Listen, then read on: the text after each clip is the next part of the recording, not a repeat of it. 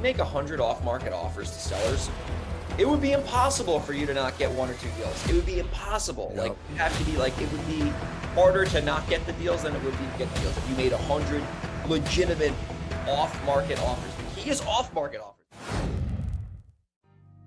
You're listening to the W.L.E.R.E Real Estate Show, a podcast that discusses the intricacies of real estate investing with your host, Marcus E. Maloney. Marcus is a real estate investor best known for being the equity king. He's been awarded that moniker because he and his team find amazing real estate deals. He will be talking with investors who have done some transformational things in the real estate industry.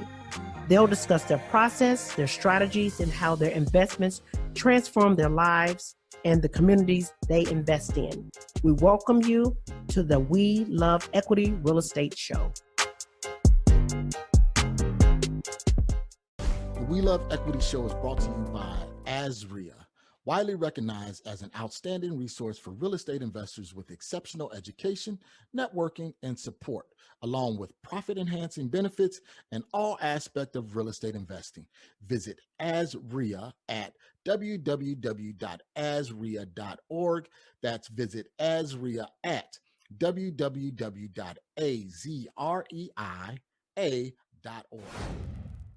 Welcome to another episode of the W.L.E.R.E Real Estate Show.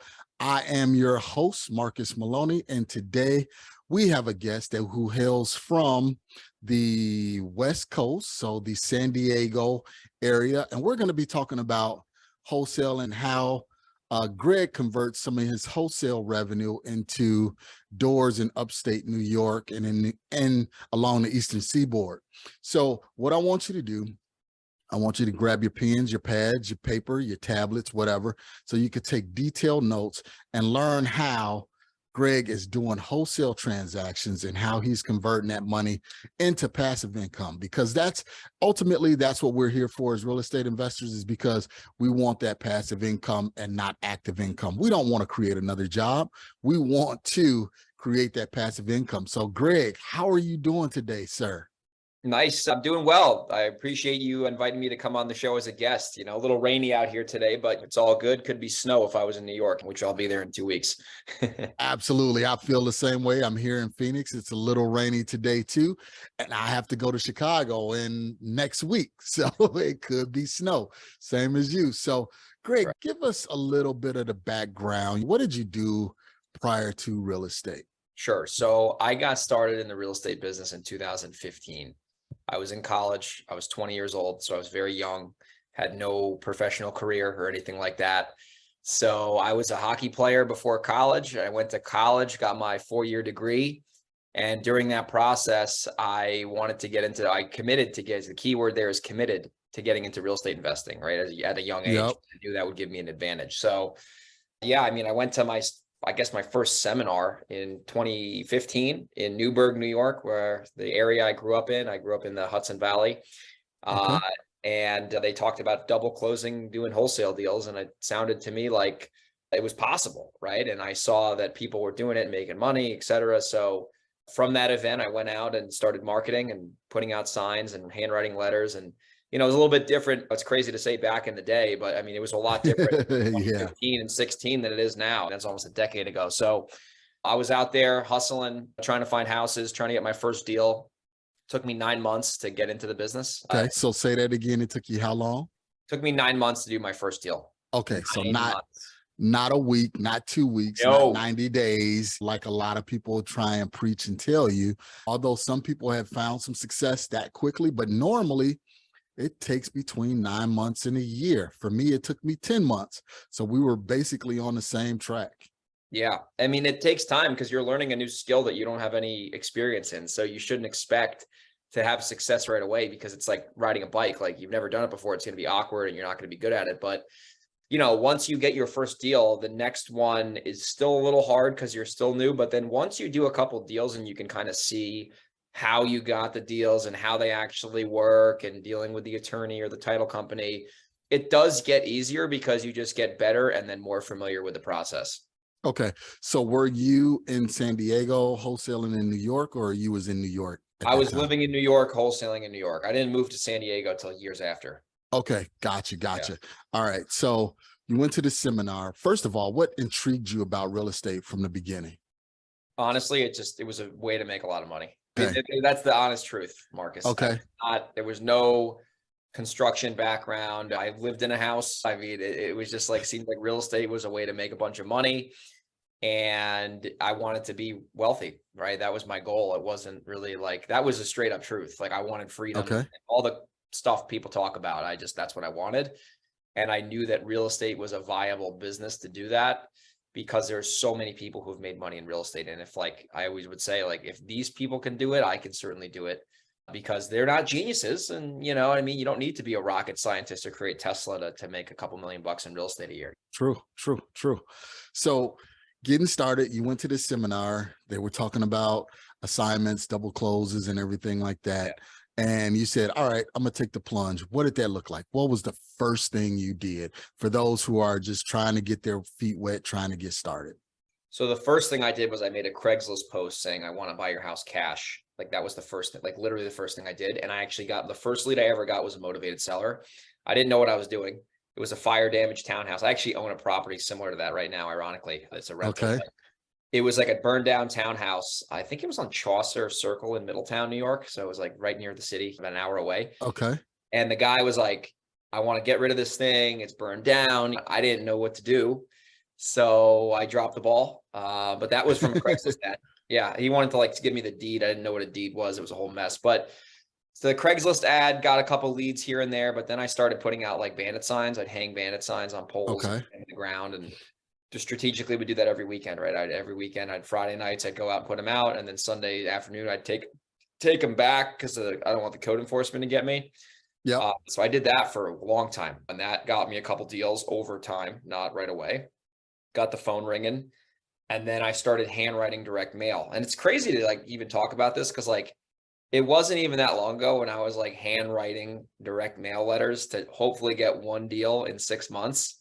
And now like we spend 8 to 10 grand a month in direct mail. And it's just crazy how like that wasn't even that long ago. I was handwriting the letters myself. Yep. I hand wrote letters, that got me a couple deals. I was like pulling the tax delinquent list and mailing people who didn't pay their property taxes. And then once I started doing a few deals here and there from that, I started to take that money that I would make and I would actually like have the mail house send the mail out, so I didn't have to handwrite them, so I could spend taking the calls, but man, it was a grind the first like year or two. Like it wasn't like I was making a ton of money. I did a few deals here and there and was working my face off, didn't understand marketing or sales really at a high level. So that's where a lot of people struggle, is they forget they're not in the real estate business. They're in the sales and marketing business. They just happen to be having real estate be their product or service. And that's one of the things that I wanted our audience to hear is you don't have to get started with a ton of money, but you have to have a ton of grit and hustle in order to get started. So you started with bandit signs, kind of door knocking, just going around, whatever you could do to try and get started. And bandit signs. Wow. You know what? It's funny. I'm starting to see those come back around now here in Phoenix. Phoenix is like the capital of wholesaling, but yeah, it's all coming back around. Yeah. It's interesting how marketing happens in like waves and cycles. Like people would hate bandit signs like a year or two ago. Everyone was calling and texting, and now you're seeing that's getting a little bit less productive. And now people are hanging signs out, running more Google ads. I think that when it comes to marketing, if you can get inbound leads like mailers, Google ads, like when they're calling you, right? I've always found that those, generally speaking, are better quality leads because they're seeking you out. And some people would argue and say, oh, well, direct mail, you're mailing them. But yeah, they're calling you back though. Like true. They can throw that in the garbage if they wanted to, but we've gotten some of our best deals ever just from people calling us off of mailers, right? So calling and texting works. We do it. It works, gets us deals, but you're going to have to kiss a lot more frogs to find that prince when you're prospecting somebody versus someone calling you on an inbound basis. Very true. And kind of looking at some of the numbers that we went through, because I started with direct mail back in 2012. And yeah, we were doing $5,000-$10,000 a month in mail. Well, this is after we had got started and ramped up, but then we switched over to cold calling. And like you said, you had to kiss a lot more frogs cold calling than you did direct mail. So actually we're starting to switch back over to direct mail because like you said, marketing goes in waves, just like motivated seller goes in waves. At one point it's working, then it's not working. So you have to learn how to pivot and make changes very quickly. 100%, man. And you made a great point there. I was actually looking at my numbers this morning. Like we've had a pretty good lead gen month this month in March, but we only have like 2 potential deals so far from our marketing activities. And the last month we had 10. So the business is very cyclical. You do all the right stuff. Some months you might get 2 or 3 houses. The next month you might get 10, but on average, it's going to come down to 5, 6 or whatever your KPI is. But, you know, I tell my team this, the deals come in waves, right? Like we're getting a bunch of deals coming in. It might get a little slow. As long as we're doing the right stuff every day and we're making offers, then everything will average itself out. It's just sometimes it's just the real estate gods have different plans for off-market investors. True. Very true. Very true. So tell us about your first deal, Greg. I know you talked to us about that Craigslist deal that you fumbled and bumbled your way through. First of all, what did you learn from those mistakes that you were doing on that first transaction? So that deal never worked out, the fire damage property. I didn't understand what it was worth, and I didn't have any clue. Honestly, it was the day I got out of the seminar, like that same day. Okay. I was so green, it was alarming, right? So I didn't know what I didn't know. I didn't know buyers, didn't know what the house was worth. I was scared to talk to the seller. My first actual deal I did that was like legitimate was a lady actually off a bandit sign in Poughkeepsie, New York, which is a pretty big city up in the Hudson Valley. And she got the bandit sign. She's called the bandit sign. She had her daughter living in the property with like a pit bull and this other dude, and she didn't want to deal with it. She was actually a nice lady, but she just didn't want to deal with the whole kind of selling it on the market kind of deal. And we were like, I actually aligned with a local mentor at this point and like was like, hey man, like can I JV deals with you? I'll bring you value, etc. So he's like, yeah, sure. So I brought him the deal. I said, hey man, like, what do you think we can sell this for? And he's like, I think we could probably make a 10K assignment on this. I know of a guy who will probably buy this. And we agreed to the seller that I forgot the price. It was a long time ago, but basically we made $10,000 and the tenant got out. So we closed the property once the tenant got out, which in this case was the seller's daughter. And we split 10 grand. So I put 5,000 in my pocket, which was really, I think at that time, probably more money than I ever seen for a little kid. So, I mean, I put the money in my pocket, but the main thing, Marcus, was it was a proof of concept. Like I was able to take the idea of doing a wholesale deal and turn it into reality by receiving a check, which it was almost like verification to my family that this actually worked. Yeah. You know? So now you said something very key. You said, and this is one of the things that I was just telling my group is when you're getting started, sometimes you just need to JV some deals. So explain what that joint venture process is for me, Greg. So all it is, you find somebody who can help you. Usually that's a mentor in the market who's local, who's open to doing that. And you bring them deals, right? You bring them value first. You don't bug them and bother them because they'll ignore you. But you basically you say, hey, listen, I'm new, or I'm new to wholesale, whatever the case might be. You say, if I bring you deals, which I will negotiate on my own, would you be open to joint venturing them, AKA partnering up on that specific deal and then splitting the profit? Generally, the more experienced person has the buyers, and then the new person has the marketing and the hustle that they want to do. So you're able to basically leverage somebody else and basically get a mentor for free without paying them, because you're bringing them value via deals that they probably wouldn't have gotten on their own if they didn't know you. And that's one of the things that I tell people is, you know, they always say, hey, you know what, I want to get started. Can you show me how to do X, Y, and Z? And I'm like, you can learn a lot of the surface level stuff from like YouTube and things like that. But when you're really getting into it, you always want that local mentor that can JV those deals with you. That way, what you don't learn from, let's say, YouTube University, you can learn now in real life by doing a deal with somebody. Yes, you may only get 50% of the deal, but you're getting actually 100% of the deal because you're getting compensated for doing that work. It's like on the job training. You're getting compensated for the work and you're learning what you don't know. So I'm sure there's a lot of things that one transaction taught you besides just the proof of concept. Yeah, no, I mean, I went to the closing table and like was in the lawyer's office, like looking at a settlement and seeing how it works. And I was like a fantasy in my head, like, oh, I want to be in a lawyer's office closing a deal. It seems so crazy. And now it's like, I don't go to closings because they're a waste of time. It's just like, Yep. fire. Look at the HUD, right? But yeah, I mean, it's something that where if you're brand new, like you cannot, if you have the mindset with, I don't want to give up half my profit, it's like, you're probably not going to be successful in this business, because if you're being greedy from day one and you don't Yep. see value in JVing with somebody who actually knows what they're doing, who can genuinely help you, you're crazy and you're probably not going to be successful. Because honestly, like, it's not the first deal that's going to move the needle for you. It's your 1,000th deal, right? And if the only way you get to your 1,000th deal is if you do your first deal. And the best way to get your first deal done, in my opinion, is to find someone who is local, who knows what they're doing, who can help you JV these deals. And the thing that people don't understand, that hopefully comes off on this podcast, is like, a lot of people will hit successful investors up and say, hey, can I pick your brain? Can I do this? And they're always going to get shut down. I generally say no to that. I think it's a waste of my time. However, if somebody says, hey, I have a deal, Greg, it's over in blah, blah, blah, can we JV it?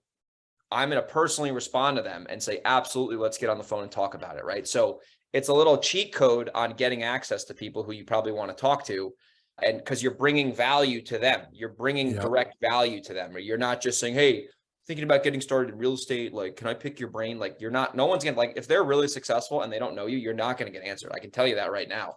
Unless, like, I have this happen where, like, my brother's friends will text me and I, like, know them, and, like, of course I'll help them because I know them. But like, if you're a straight up stranger, like, you're not going to have a lot of success just asking random people to, like, pick their brain, because they're too busy to do that. They don't have time, and they don't know if you're a waste of their time, right? Because you could pump their brain for information and then do nothing, and then it's like, I could have just ghosted you and you wouldn't have done anything anyway. And that's exactly what happens. They want to get all of this information and do absolutely nothing with it. So I tell people, hey, they say, well, I want to pick your brain. I say, you know what? I got all of these videos on YouTube. Go there. Learn all of the information you need there. Once you have something of value, bring it to me. Let me see how I can help you and we can work together. But you just picking my brain, there's no value in it for me. And like you said, and it's not just about the value, but it's the time cost of money. My time sitting with you over a $2 or $3 coffee, my hour is worth more than 3 hours, $3. 100%. That's the way I look at it. And all the stuff you're going to tell them is already for free on the internet. They can listen to whenever they want. So they're really just trying to find an excuse to waste your time, because they probably don't want to go out and take action. Because if they really were motivated, and I've seen this happen, they will find the information and they will implement the information. And then they'll actually hit you up with a specific instruction. Like, hey, Marcus, I took your information. I love that podcast you did on direct mail. I just got this lead and it's over in Chicago and the seller wants 350 and I think it's worth 500. You want to maybe JV with it? Like, of course you'll answer that one because you know there's potential there. But hey, can I just pick your brain and see how this business works? Like, it's not going to work out for you if you ask that. Absolutely. Absolutely. So let me ask you this. So kind of going into the marketing, because you do quite a bit of marketing, is there anything specific that you say in your direct mail letters that you believe helps you get more leads? Yeah, here's an example on something because we do a lot of testing. So we'll send different mail pieces out, different sequences, see what works. We have a deal that we're in contract on right now that we're wholesaling. And the letter, this was a letter. It said, we can close whenever you're ready to close. There's no rush if you don't want to close right away. So that line of copy, that sentence or two, got the seller to call us over the 10 other letters he got in the mail. Right? Because most people are like, I want to close in 7 days. I want you out of here right away. Cash, you're screwed, foreclosure, all that kind of like crazy distress stuff. This person called and said, the only reason I called you over the other 10 people is because your letter stated that we can close whenever we're ready. And my brother needs to find a place to move to. So that's why I called you. So right there, I mean, listen, I just randomly selected that letter on the mailhouse template. Like, I didn't do that strategically. But what I will do is every time I do a different mailing sequence, like 1, 2, 3, etc., I will use a different mail piece usually, and I will see what mail piece drives the most leads, right? And if I know that one mail piece does really well, I'll probably do it 2 in a row just to double, like, see if I can kind of have like double it, make sure that that's not a fluke. And then if I find a winner, I'll keep using the winner until it proves me wrong, and then I'll test something else. Yeah, so you're A/B testing a lot. Your marketing, your direct mail. I mean, one of the things that we do, we not only A/B test the letters, but we A/B test the envelopes. Like you said, the stamp, should we do a wet stamp or a print stamp? All kind of things that you can test. And these are some of the things, guys, that you're listening, you don't get just from watching YouTube or anything like that. You get this from actually being in the business and working with people and finding out what works. So I just did a podcast with Alan Goodman, who is actually a direct mail specialist. I mean, this guy, he talks about walk sequence. He talks about all kind of stuff when it comes to direct mail, because he did my direct mail for years. So if you want more information about direct mail, you can reference that episode. But yeah, man, it's a lot of different things you have to play around with, you have to check in order to see what generates those leads for you. 100%. Yeah. And you're not going to know until you do it, right? Like a lot of people, they're afraid to market, they're afraid to spend money. And I get it. I've been there, but have to be willing to get your MBA in marketing from the streets by testing stuff out, right? Like I always tell people, and I say this, I'm like, listen, if you don't have at least $1,000 a month, ideally 2 or 3, you shouldn't do direct mail. You should do texting and calling, because that channel is a little bit more friendly to a budget, because you're going to get less quality leads, but you're going to be able to spend more. You're going to be able to if you have $1,000 a month, you can get a lot farther with cold calling and texting, because it's just a cheaper media channel versus direct mail. You're going to send out 2,000 postcards. You're going to get 2-3 phone calls. And you're going to be like, oh my God, this is a waste of my money. Right. So you got to have the right expectations when you start running specific marketing channels, because each channel is going to have pros and cons. True. So what I want to do real quick, Greg, let's take a brief break. When we come back, let's ask about what's the difference, direct mail with letters or postcards? What do you prefer? So we'll take a brief break. We'll be right back. PropStream is the industry's #1 tool for locating distressed properties and connecting with highly motivated sellers. With 100% coverage across the U.S., PropStream provides a deep dive into any property's specific details, making it easy to generate lists of distressed properties and contact to the owners. No other product or service can compare. Gain access to MLS property details like expired listings. You can pull accurate comps, even sale prices in non-disclosure states. This information is typically reserved for licensed real estate professionals, but is also available to you in PropStream. Gain access to unlimited nationwide property search, comparable home sales, targeted marketing lists, and owner contact lookup, built-in marketing tools, hundreds of filters to search and sort leads. Start your free 7-day trial now by going to proud.propstreampro.com/WeLoveEquity. All right, we are back with Greg Helbeck, and we're talking about wholesaling and marketing. And right now we're specifically touching on direct mail. So Greg, there's always that quandary out there. Hey, should I do postcards or should I do full letters? What do you say? What do you think? Here's my answer. It depends. So I'll expand on that. Okay. So if you're mailing a really broad list of absentee owners, high equity, et cetera, my advice would be to, because let's say the list is over 10,000. Okay. I would probably lean towards postcards, because that's more of a broad audience, and to spend that money on letters it's probably not going to drive a better response for that list you're mailing. So if you're mailing a list over 10,000 and it's more of a broad list, i.e. absentee or high equity, where there's no distress point on there, I would definitely lean towards the postcards, right? However, if you're mailing more of a niche list, I don't think that's a word. If you're mailing more of a niche list, and it's less than 10,000 and you have the budget for it, I would test letters out to see what type of a response it drives. And if it drives a pretty good response, and in my world, that's over 1%, I would probably stick to the letters if it's driving over a 1% response. If the letters are driving a sub 1% response, which usually is the case, at least in my area, you can test it with a postcard. You can test that same list with a postcard, see if you get a similar response.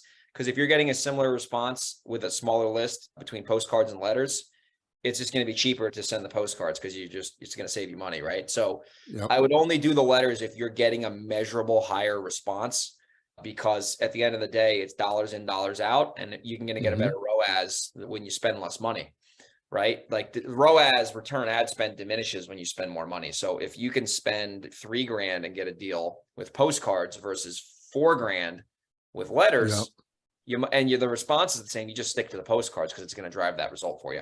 There you go. And guys, just to clarify, response rate is, when he say 1%, that means for every 100 letters he have go out, he have 1 phone call that comes back in. So just keep that in mind.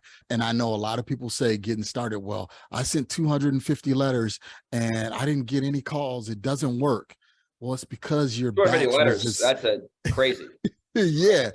Yeah, that's just you're just not sending out enough. You have to normally, like you said, normally for me, I always tell people if you can start out with 5,000 pieces, start there. That way you can start generating some traction.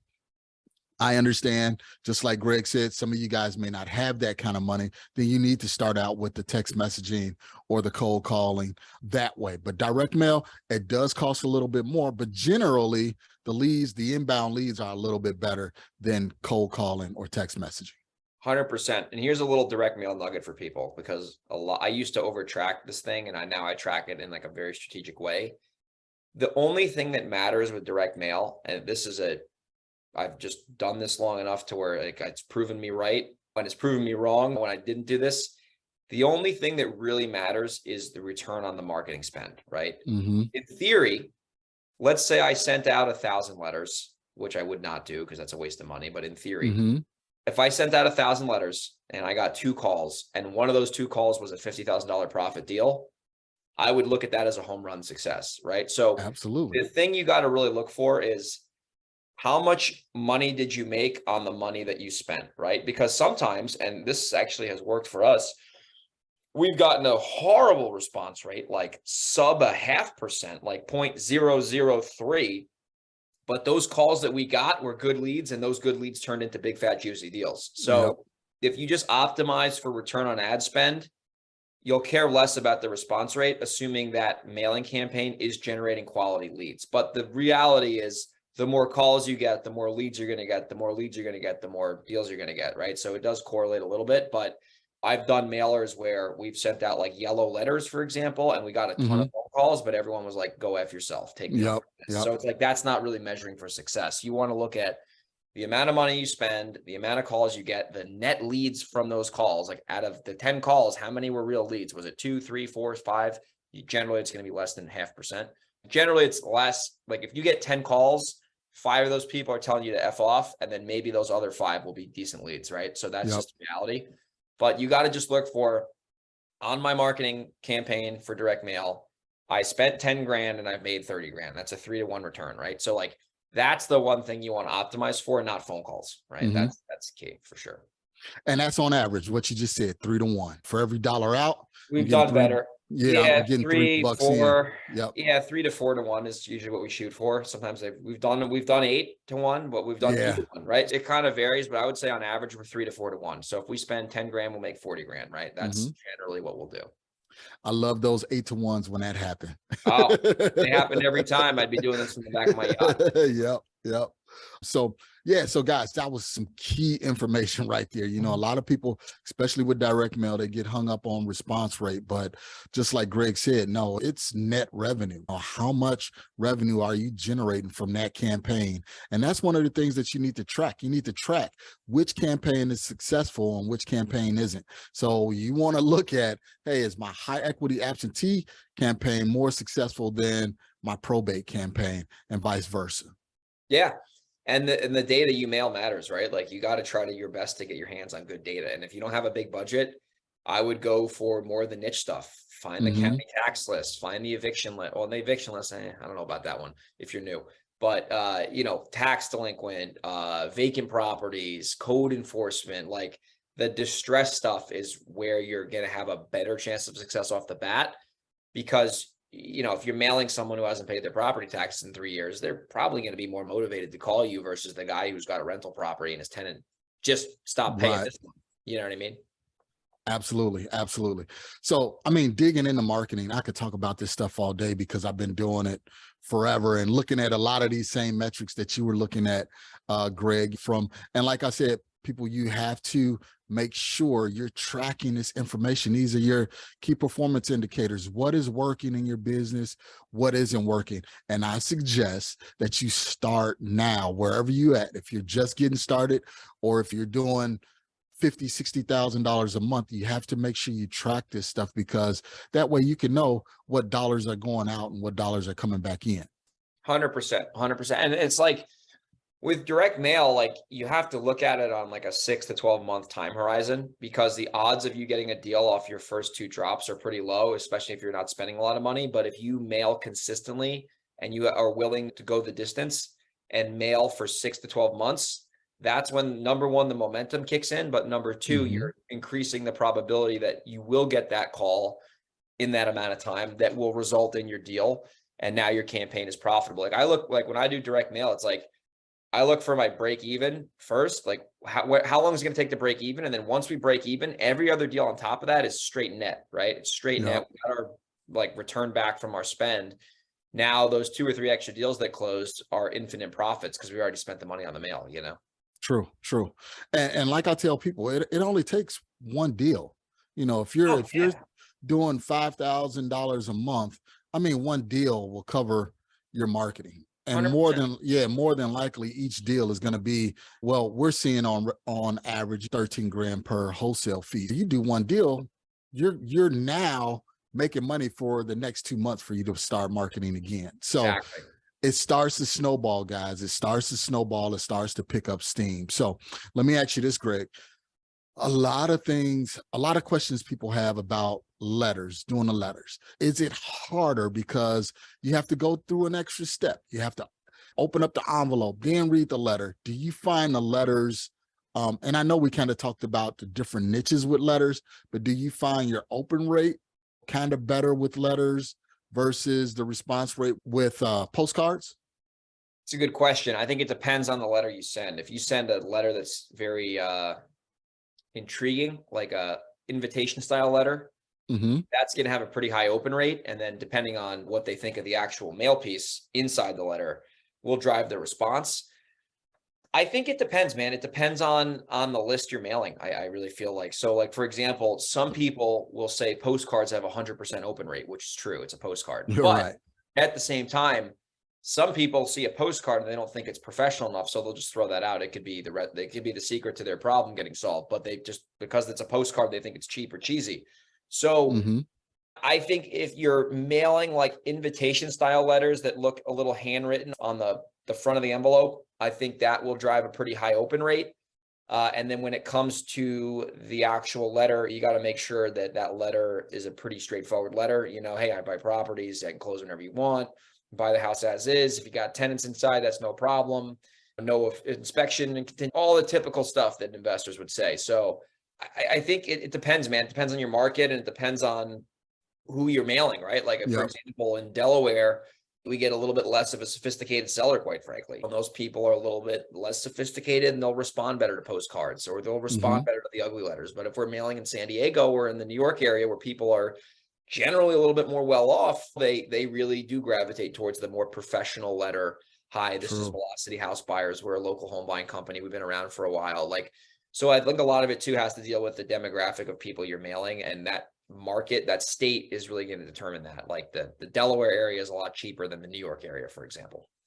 Very key. And guys, when you're marketing, you have to take into account the receiver. What's the demographics of the receiver? Yes. Just like Greg said, hey, San Diego, you know, most houses are $1 million and up, $2 million and up. So sending a postcard may not work for them because they're looking at, well, if you don't even have the capital to send a professional business letter and you're sending a postcard, how are you going to be able to afford my $2 million property? Exactly. Yeah. And the same thing in New York. I mean, you got a lot of people up there who got a lot of money and they're savvy and they have attorneys. Like it's a totally different mindset up there. It's like people are savvy and they're sophisticated versus in Delaware, they live a little bit more simple life, as to say, you know, and we got a bunch of examples to demonstrate that with the people we deal with down there.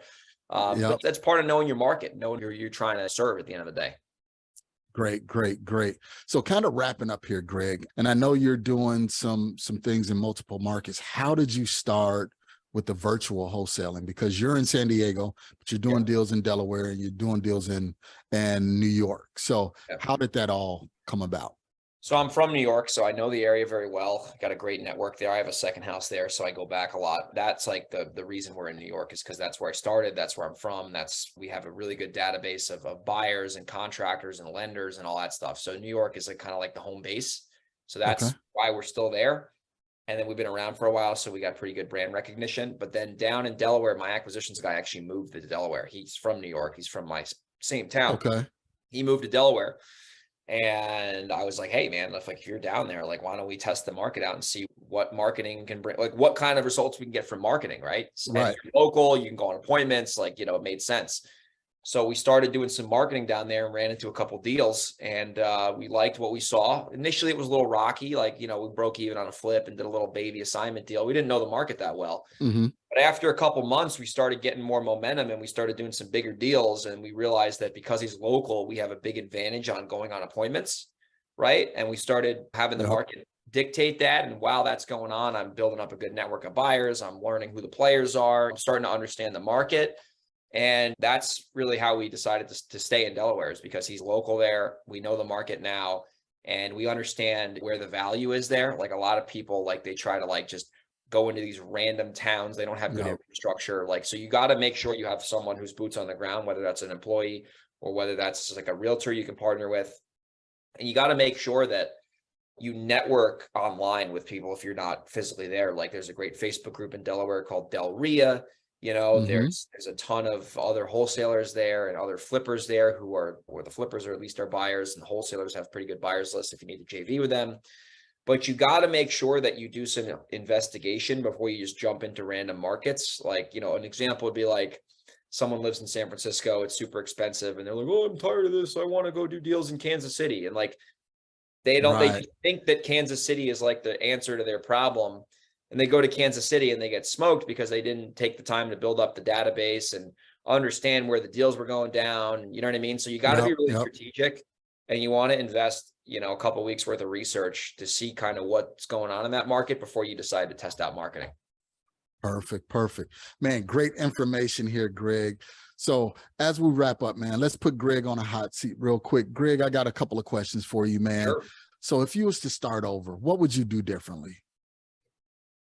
Oh, that's a good question. I'd be a lot more strategic with my marketing. So I would schedule out marketing that is really relevant to the budget I have, and I would consistently execute that in a very non-emotional way. So I wouldn't just like say, oh, well, I can afford direct mail this month, but the next month I'm screwed. I would say, okay, I can afford direct mail for 3 or 4 months. This is exactly my budget, and this is going to be my game plan that I'm going to execute no matter what the results are. And I would see that through, right? Because when I started, I was just like haphazardly marketing, and I was putting some signs out, and I was putting some handwritten letters out. I had no like plan. So I would come up with a realistic plan given the budget I have, and I would execute that plan for a certain amount of time that I would predetermine, probably with the help of a mentor. And I would see that plan through for results versus just like kind of dabbling in a bunch of different things. There you go.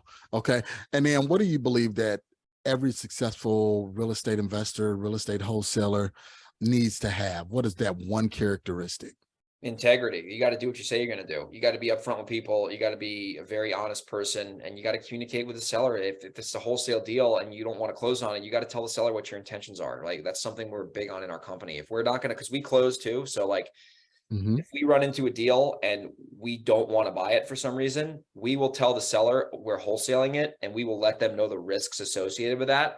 So if there's a problem, then they know in advance that the ultimate downside is we will back out of the deal. So a lot of wholesalers get into this business. They don't tell the seller what's going on. They have no ability to close, and they hold these people out high and dry. And, I feel like if you do the wrong thing over time, your reputation will come back and bite you in the butt. So I would say integrity. I'll add a second part to that too. And it's just persistence, which is like obviously critical with anything, but it's a tough business. You got to be willing to understand that it's challenging, right? And if it was easy, everyone would do it, right? So a lot of people, they get this idea that it's easy to make money in real estate, and it's not, right? You got to really be in it for the long run and build up tangible marketing and sales skills if you want to stick around and make real money.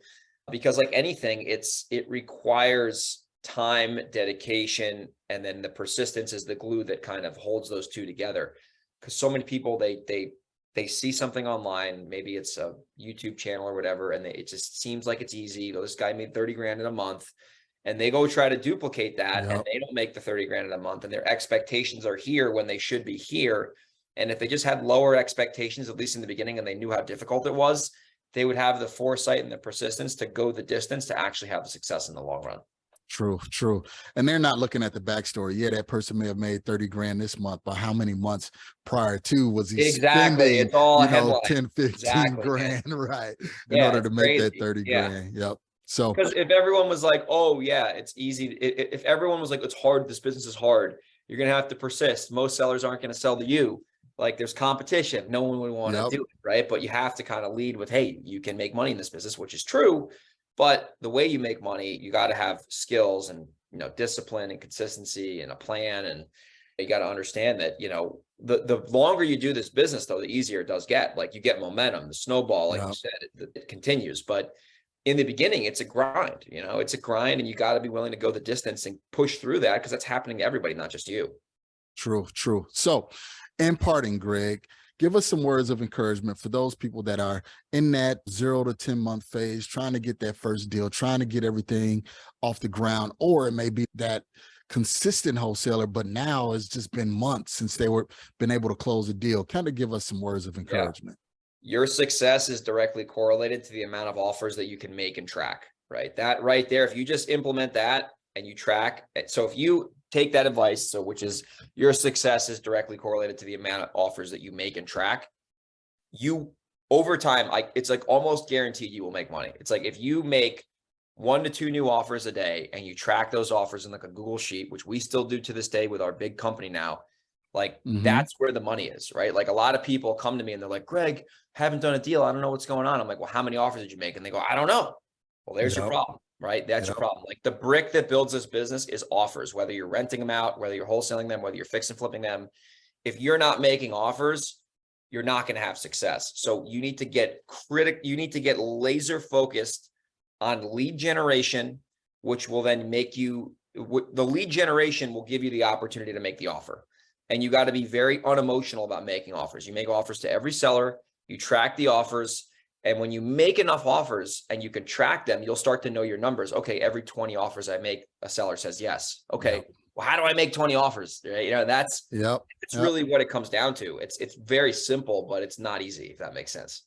There you go. And that's so very important, because people get caught up on everything. Hey, you know what? I want to go on social media and show what I'm doing. And I want to build out this perfect website or this perfect CRM. The most important thing is to talk to people and make offers. 100%. And you talk to people by doing your marketing, and you make, and you able to make offers because of the results of your marketing. Those are the 2 main things that you need to do. 100%, man. That's the key. If you can just get really good at generating leads and making offers, that alone will get you the results over time. Because like I tell people, I'm like, if you make 100 off-market offers to sellers, it would be impossible for you to not get 1 or 2 deals. It would be impossible. Like you'd have to be like, it would be harder to not get the deals than it would be to get the deals. If you made 100 legitimate off-market offers, the key is off-market offers. It's not, let me go on the MLS and lowball people. That might work, but that's not that viable, right? If you're getting off-market leads and you're submitting offers and you're tracking those offers, if you make 100 of them and you don't get a deal, send me an email. Yeah. And I'll be like, all right. But I doubt you'll need to send me an email, because you'll have a couple houses at that point. Yep. So in parting, Greg, how can we reach you? How can we find you? If somebody want to ask a question or two, and guys, please be respectful of Greg's time. How can we reach you? Instagram handle, Facebook handle. So I'll give you my email, like I just mentioned, okay. Greg@velocityhousebuyers.com, greg@velocityhousebuyers.com, Greg@velocityhousebuyers.com. Or you can just drop me an Instagram message at Grego, GREGO_37. And that's the best way to get in touch with me. All right, guys. Greg gave his information. You know what to do. Get out there and take action. Do not sit behind a computer and just look, but let's get out there and start taking action, doing your marketing and making offers, just as Greg and I suggested. So Greg, thank you so much, man. I really appreciate your time. Thank you for the valuable content that you share with the We Love Equity Real Estate listeners. And we are signing off until next week. All right, guys, Greg provided a whole lot of great content when it comes to marketing. So just to recap, we went over joint venture deals, how to get started with little to no money, just partnering with the right people, how to find a mentor. That was one of the things that we discussed. We discussed direct mail and marketing. So these are 3 key takeaways that you can take away from this episode on today. So make sure you have your detailed notes, go over it, start taking action, start making sure you're pulling that list so you can do your direct mail marketing and start making offers. So it's Marcus Maloney, the host of the We Love Equity Real Estate Show, signing off on today. Remember, you can always go to marcusemaloney.com to get additional information, free purchase contracts, assignment agreements. You can go to my YouTube channel, MRCS Maloney at YouTube, and feel free to find me, MRCS Maloney, on Instagram. Love to answer your questions. We do have the 15-minute free consultations starting back up once again. So feel free to jump on the phone with me for 15 minutes. We could talk about whatever you need to talk about getting your business started or ramping up and doing more deals in your market or in your virtual market. So love you. Thank you so much for being here, and we will see you until next time. Thank you for listening to today's show. I picked up some great actionable items, and I'm sure you did as well. If so, let me know.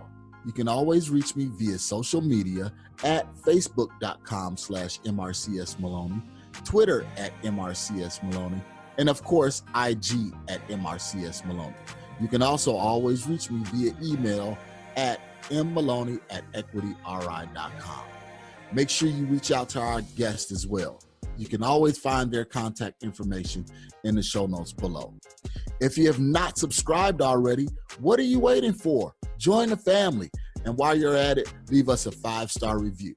This is how we tell if we're providing you with what you need for your journey. If there's someone you would like for me to interview, or if there's a subject matter you would like for me to cover, please let me know. Finally, if you're looking for additional information about real estate investing, go to equityrealestateblog.com. Also, youtube.com/Marcus Maloney. Until next time, family, always enjoy the journey.